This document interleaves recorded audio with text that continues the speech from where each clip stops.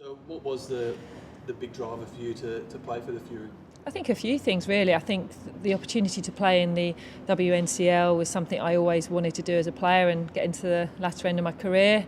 It was an opportunity I didn't want to turn down.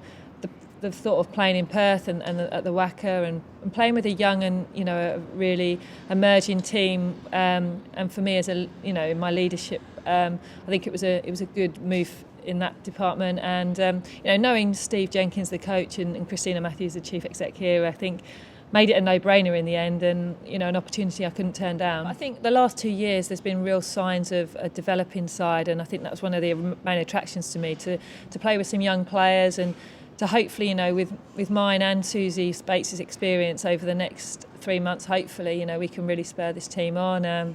But I'm, can't wait for tomorrow really to get underway and hopefully hit the ground running. And I've been obviously quite mindful of the fact I don't want to come in and take over, but I want to add value to the group, and that's something, with 18 years of international experience, I think I can bring.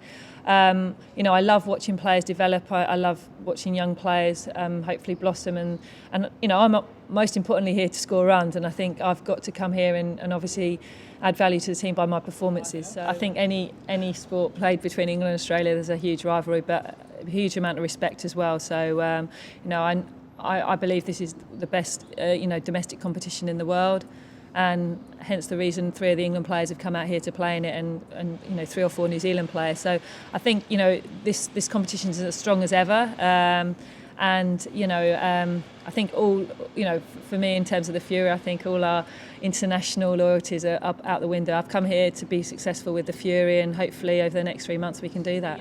I never thought I'd be in this position as a professional cricketer, coming to Australia and playing, and the game's unrecognisable to the game I started playing 18 years ago when I played in the skirt and I played for my own blazer. So it's great to see how far the game's come in that space of time.